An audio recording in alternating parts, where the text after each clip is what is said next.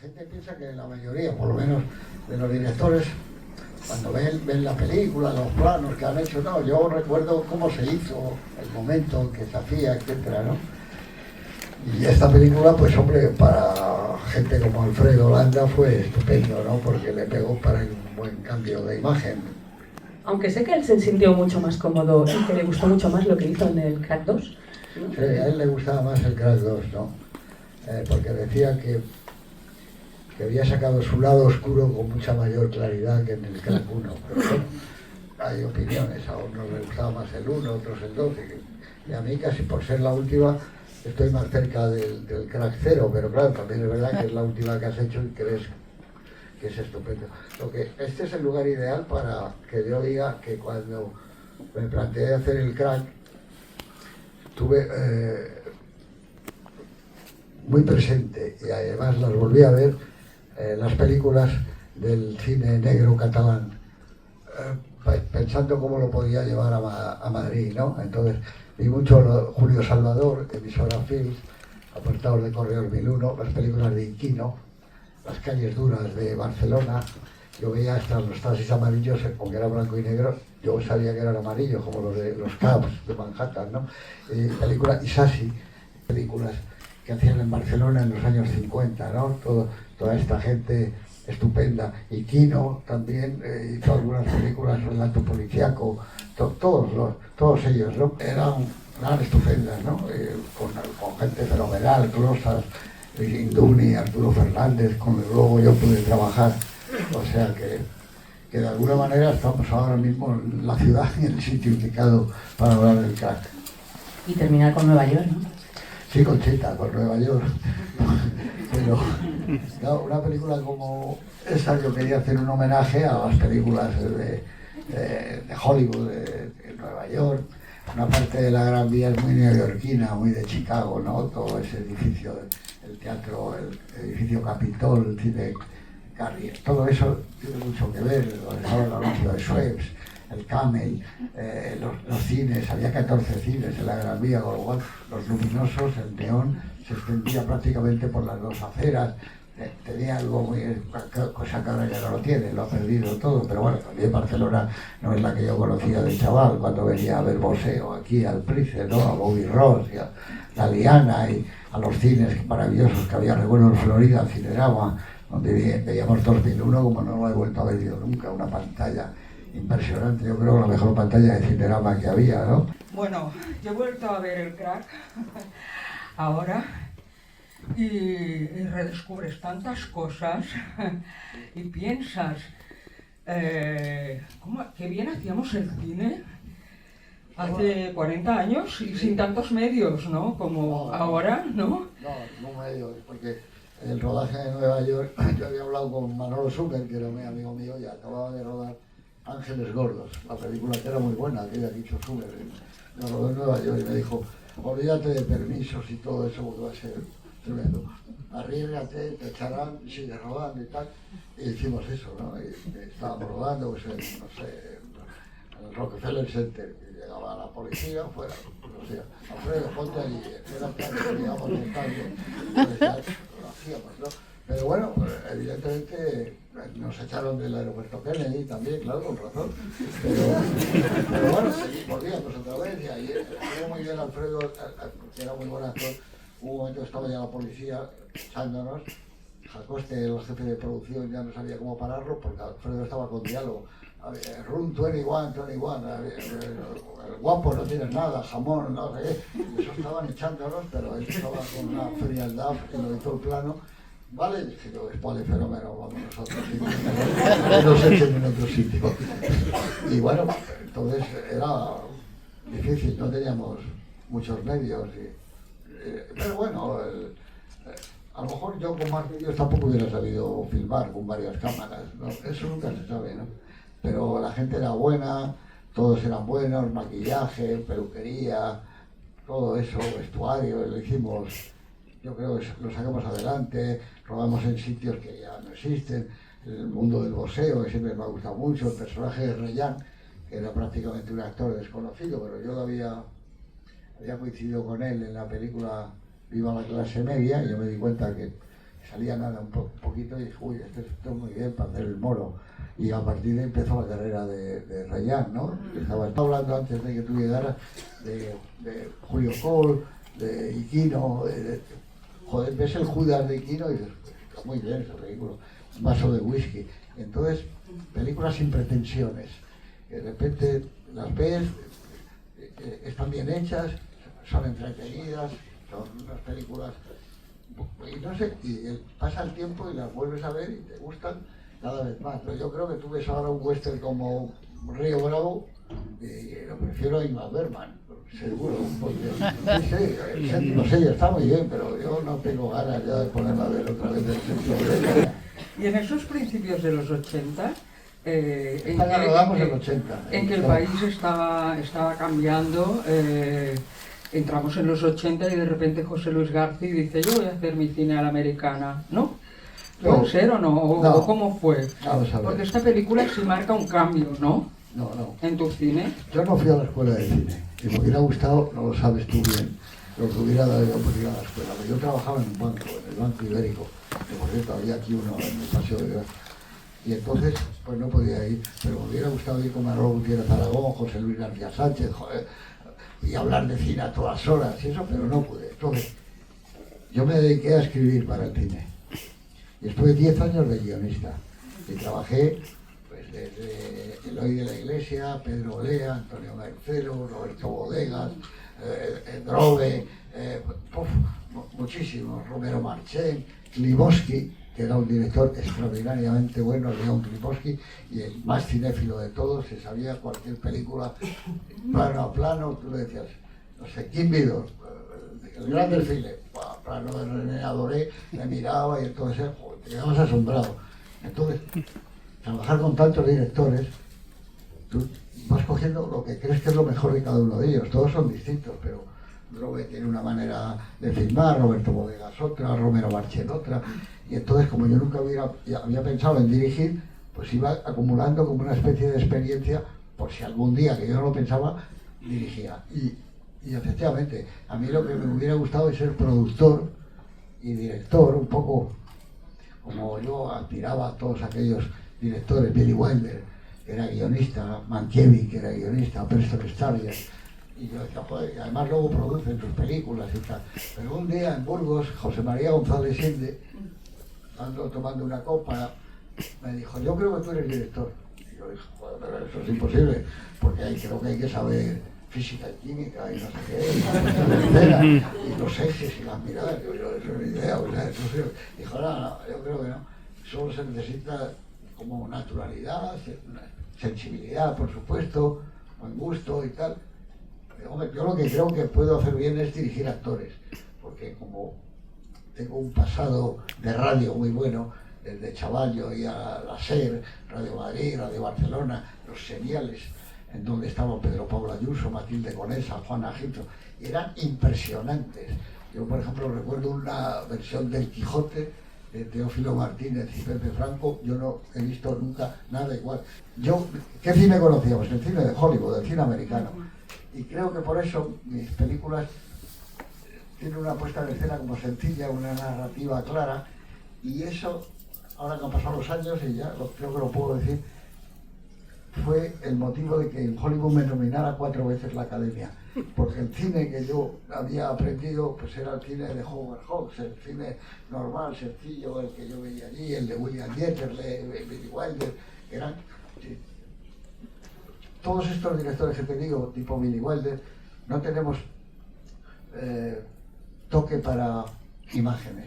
Estamos más pendientes de los actores, del decorado, de que se muevan más o menos controlados, pero no somos Kubrick, la Nouvelle Vague, Louis Malle, esos son cazadores de imágenes. Pero tú ves las películas, ves una película de Billy Wilder que tenía yo, esa que parece de Hitchcock, la de Testigo de Cargo, es como una película de Hitchcock, pero la ves y dices, uno plano al otro, echa el auto, se levanta, sube la cámara, no se complica, nos importa mucho el diálogo, es decir, que lo que se diga no es como en la vida misma, oye tío, vale, claro, eso vale cualquiera, ¿no?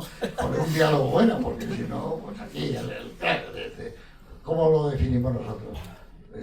duermo poco, ando mucho y lo que veo no me gusta nada. Eso es una manera de definir a un personaje, ¿no? Pero no decir, hola tío, está eso. Entonces, Billy Wilder, que es el mejor guionista yo creo que ha habido, se preocupa de que esos diálogos suyos estén bien, en un buen plano y que lo veas de la mejor manera posible. Entonces yo entendí ya en la primera película, que fue Asignatura Pendiente, que eso que se llama puesta en escena, que es la realización, la mirada, tenía que ser muy sencillo.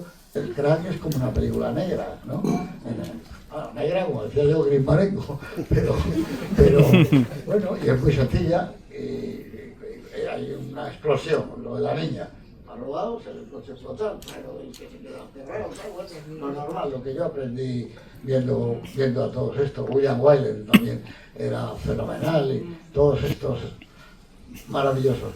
Luego llega la Nouvelle Vague. Yo ya había empezado a ser un joven inquieto cuando la Nouvelle Vague, cuando llega Godard y Truffaut y todos estos, y a mí no me impacta la Nouvelle Vague. Yo sigo creyendo en John Ford y sigo creyendo en los clásicos del cine de Hollywood. Y digo, joder, qué suerte hemos tenido. Y ahora que ya, yo soy un modelo del 44, o sea que casi 69 años. Entonces, han pasado los años y yo digo, no estaba equivocado. John Ford, Billy Wilder, Alfred Hitchcock, todos estos son los más grandes que ha habido. Y es irrepetible. Si tú analizas ahora la historia de Hollywood, es la historia de los guiones, son maravillosos. Es decir, tú ves Eva el Desnudo. Joder, pero lo bueno de Eva el Desnudo es el guión. Porque Eva el Desnudo la puede rodar igual que Mankiewicz, Billy Wilder, Elia Kazan y 20 directores de primera línea. Lo difícil es el trazado de esos personajes, Eva Harrington, cómo es. Entonces, toda esa época de los 40, que es la edad de oro del cine, hasta que yo creo que cambia el cine con Tiburón. Ahí empieza el cambio del cine, Tiburón, Scorsese con Taxi Driver, La Guerra de las Galaxias, El Padrino, ahí viene ya y un nuevo público también. Hasta entonces, claro, el cine era como, claro, muy sencillo y en progresión. Y ahora el cine se ha hecho como un plato combinado. Es decir, antes tú veías un western, pero ahora es un western y además un poquito musical, un poquito de cine de terror y algo de fantasía. Lo que sí es verdad es que yo hablo con mucha gente y dice, entré en casa y estaban poniendo, por ejemplo, eso, Encadenados. Y chico, me quedé pegado hasta el final, claro. ¿Cuál es el misterio de Hitchcock? Joder, pues que, ¿cómo rueda que Cary Grant entra en la habitación de ella? Le pone la bata y ella dice, sí, pero sigue diciéndome que me quieres, no sé qué. Se levantan, bajan las escaleras, aparece Claude Ber, como si estuvieras allí. Ellos lo hacían diciendo, yo le doy al espectador la presencia absoluta, siempre que no sea mala educación, que no esté demasiado pegado, ¿no? Pero tú ves a Hitchcock y han pasado los años, ¿no? Y no olvidemos que cuando yo era un chaval era el mago del suspense. El mago del suspense resulta que ahora se ha convertido en un artista del tamaño de Van Gogh, o de Magritte, o de uno de los genios.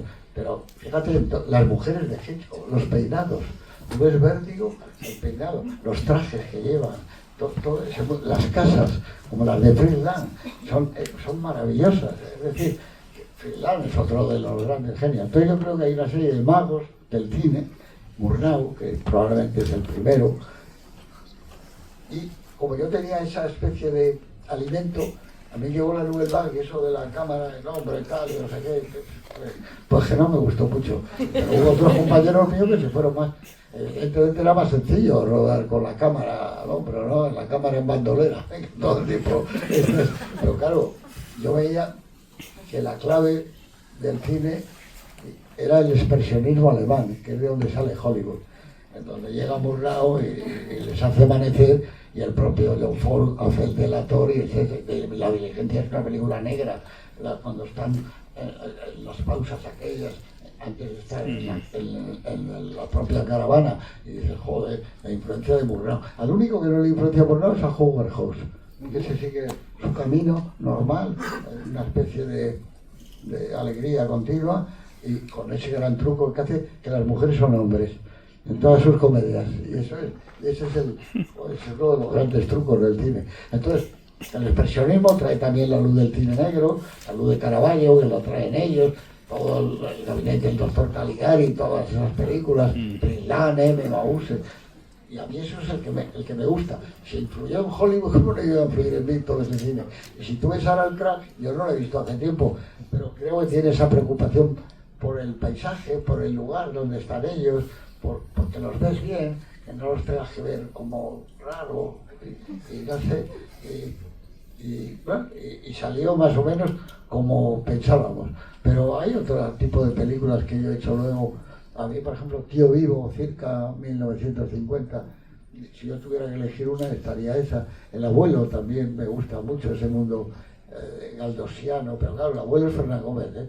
Es que si no está Fernán Gómez, esa película no funciona con otro, ¿no? Es la presencia física de Fernando es muy importante, ¿no? Están todos muy bien, pero Fernando es algo, es una época. Sí te quería preguntar por Alfredo Landa. Ahora hay un documental que llegará a las pantallas sobre Landa, y a Landa sí que le das un giro tú con esta película y ese personaje.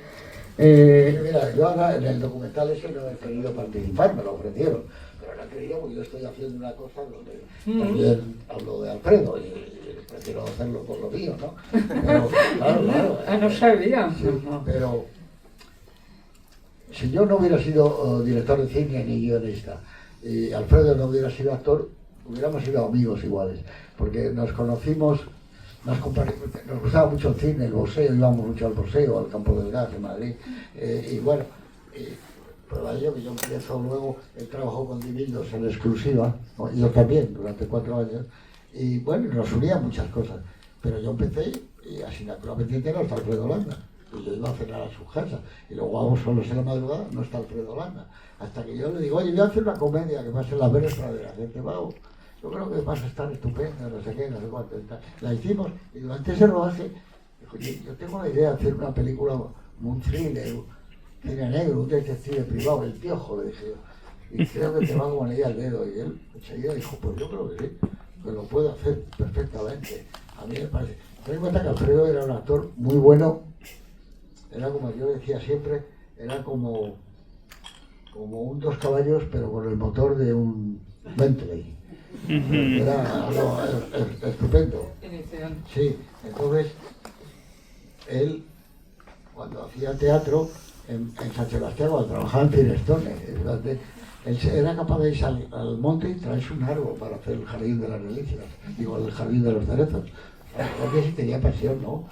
Y cuenta eso, yo conocí mucho a su madre, Emilia, y Emilia Areta, por eso él se llama Germán Areta, el personaje. Y me contó eso, que creo que eso sí lo hice en el documental, que Alfredo llegó un momento que le dijo, yo estoy cansado de estar aquí estudiando Derecho, trabajando en Firestone, y le dijo su madre, era viuda. Alfredo era hijo de un comandante de la Guardia Civil. Y entonces, que estaba aquí, vivía en Figueras, estaba destinado el padre. Y entonces le dijo, mira mamá, tengo 27 años, cuando tenga 45 y si sigo aquí en Firestone y me habrá subido el sueldo, te diré que eres la culpable de que haya fracasado en mi vida. La madre, imagínate, le dijo, toma la maleta y nos decimos así. Eso dijo Emilia.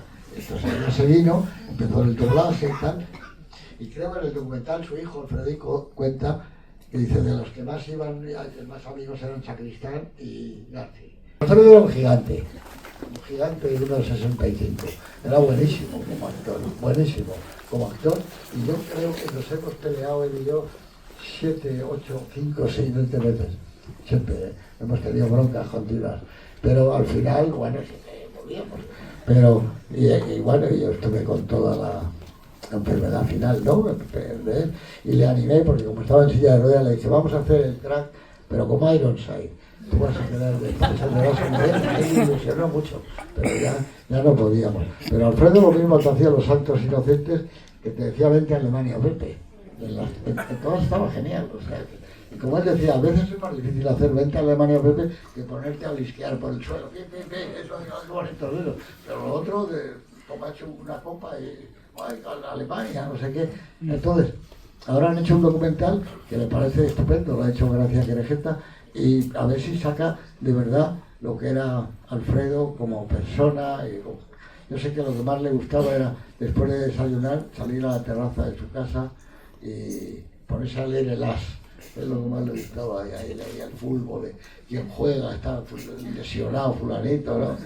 Sí, era de lo que más le gustaba. Y hemos tenido una relación de hermanos durante muchos años. Entonces, hemos hecho creo 7 películas juntos, ¿no? Pues, bueno, podrían haber sido 8. Yo empecé a rodar Niñet con él, y ahí es donde se puso malo. Y me acuerdo del cameraman, estaba Carlos Hipólito, hacer la escena con él, y el cameraman Ricardo Navarrete y yo, que ya habíamos hecho el Crack, muchas películas, y él tenía que entrar y decir, Bon Luis, y entraba y decía bonjour. Pues Alfredo, de noche, mira, la luz estaba esperando al tío este, al que llegue, está cabrón, y de bobada. Vamos, estábamos hablando con sonido. Bonjour. Y yo le diré a Navarrete, que era el cameraman, dijo, qué raro. Alfredo nunca, esto no es normal. Oye, vamos a hacer otra vez. Freddy, tranquilo, venga, fenómeno, va. Bonjour. 2 veces. Entonces yo me acerqué casi de casualidad, le toqué la frente, estaba ardiendo. Y entonces llamé por teléfono a su mujer, a Maite. Le dije, te lo mando para allá, que debe tener un gripazo o algo estupendo. Y le dije, no te preocupes, rodamos otra escena, que tú tranquilo. Estábamos rodando en decorado, todo era decorado. Y ya no volvió. Y entonces tuvo que sustituirle, pero hay algunos planos donde está el Alfredo. Y yo le dije, yo te prometo que vamos a hacer otra película, que no, ya lo verás, que te vas a poner bien. Se puso bien, antes de la recaída hicimos Luz de Domingo, que ahí estaba estupendo, hay unos momentos de él que está fantástico, ¿no? Y a él, me acuerdo que Bardem me lo decía, trabajaba con actores nuevos, jóvenes, en El Puente, me parece, y le decía, joder, qué bien, oye, qué bien y tal, y decía, pero ¿qué pasa? ¿Que creéis que esto me ha tocado en la tómbola? Pero yo he estudiado, pero vamos a ver, porque no me habléis del actor estudio y de esa cosa. Primero hay que saberse el texto de maravilla, ser un profesional impecable, perfectamente saber cómo tienes que caminar cuando hay una vía, no sé qué, y era perfecto. Entonces cuando hicimos el Crack, yo no tenía ningún problema, ni él tampoco. Sabíamos que si superábamos la primera secuencia, cuando él le decía eso, dame el mechero, te quemo los huevos. Y ahí la gente iba a decir, joder, que efectivamente la gente del taxi, luego le ayudaba el plano de la mano de él, le bajaba una grúa, le ponía el revólver y ya dije, se acabó, Alfredo, para adelante, todo el mundo te va a querer horror, es un detective maravilloso, un boda, lo conoce, y bueno, y entonces yo le regalé una foto, de tamaño natural de él, que estaba en su salón. La foto de esa famosa vez que estaba en el parque de operaciones del banco de Banesto, y la tenía en el salón de su casa, y la madre de él, Emilia, siempre decía a Maite, tú no te preocupes el día que no está Alfredo, que se entran a atracar en la cara y tiene hijo, y se va inmediatamente.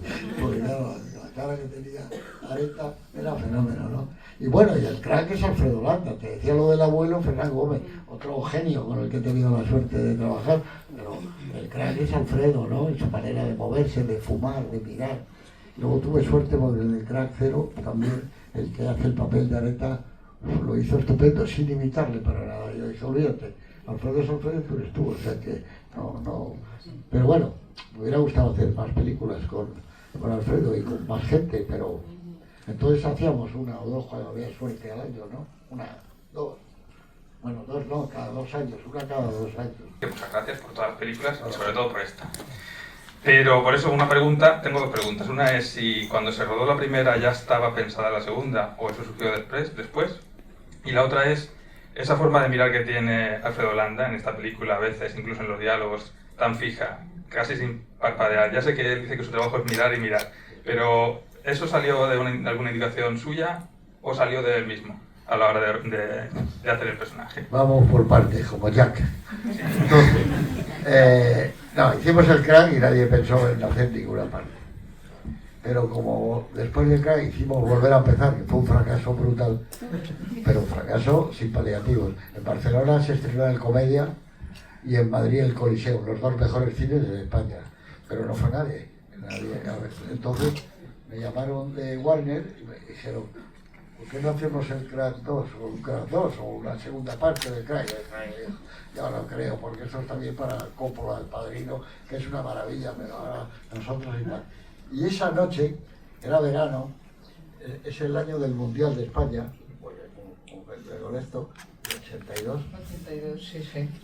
Le dije, fíjate Alfredo, me han llamado tal, está comiendo con la gente de Warner, que por qué no hacemos... Yo les he dicho que no, y he dicho, joder, ¿por qué les ha dicho que no? Es una idea maravillosa, digo, ¿estás seguro? Me dijo, llama a Horacio, que es el que había escrito conmigo, el socio mío en Nickelodeon, y le llamé, que estaba en Vigo, no se me olvidará nunca, y le dije, oye Horacio, pasa esto, ¿a ti qué te parecería? Dijo, joder, fantástico. Digo, bueno, el equivocado, estoy yo, pero y entonces hicimos el Crack 2, eso fue así, sin ninguna idea. Y lo del Crack 3 nunca se pensó tampoco, o sea, el Crack 0, que yo lo llamé 0, ¿no? Eso fue un poco extraño. Sí, porque se había muerto Alfredo, y claro, ya era imposible, ¿no? Y su mujer, Maite, que era muy amiga mía, Maite, me dijo, ¿por qué no lo haces? El homenaje, tal, digo, pero sin Freddy, ¿cómo vamos a hacerlo y tal? Y entonces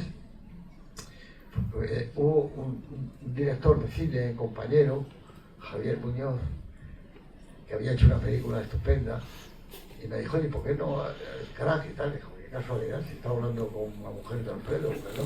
Pues sí. Y luego, en la radio, no sé quién fue, me dijo, sería bueno otro Crack. Yo, esto fue una llamada de algo. Y recuerdo que le dije, lo hacemos con una condición. Tú y yo escribimos el guión. Yo lo he dicho, pero ya que dices que hay que hacerlo, hicimos el guión y salió el Crack 0. Y hoy por hoy, pues a mí me gusta mucho porque es muy sencilla. Es la película que yo intenté acercarme más a Howard Hawks. Normal, la vista, sin ningún plano complicado. No hay planos desde el punto de vista de perro, ¿no? De esos, de perros, pues no hay perros. Pero me gustó mucho hacer esa película en blanco y negro. Recogimos muchas partes del Crack, la música de Jesús Blum y todo eso, y salió. No, Alfredo no tenía punto fijo para cogerle, no le podías coger la pupila, no se le podía coger, los fotógrafos se volvían locos, o sea, no tenía definición exacta, ¿no? Entonces tenía una mirada, pues un poco la que tiene Marilyn Monroe, ¿no? Porque son miradas, entonces yo ensayaba mucho, o sea, si yo hago una película de asignatura 4 semanas y media, 4 semanas y media de ensayo, Sacristán, Fiorella, todo. Si la hago de 12 semanas como el abuelo, 12 semanas de ensayo, con Fernando Fernández Gómez, Guillén, todo. Si la hago como el Crack de 6, ensayo muchísimo, continuamente, como si fuera una obra de teatro. Y eso estaba muy ensayado, porque las miradas de las verdes praderas no tienen nada que ver con las miradas del Crack, ¿no? Entonces, con Alfredo era más fácil, porque el punto de vista, la pupila era complicada. Y entonces le daba un aire como siempre ambiguo, que era muy bueno para el personaje, ¿no? A veces estaba feliz pero no lo parecía, y a veces parece que va a explotar, y yo le decía, no, muy tranquilo. La segunda, cuando le dice al otro, eres un hijo de puta, le dice a Rayán, ¿no? Al Moro, y le dije, el segundo bajado el tono, eres un hijo de la gran puta. Entonces todo eso estaba muy estudiado.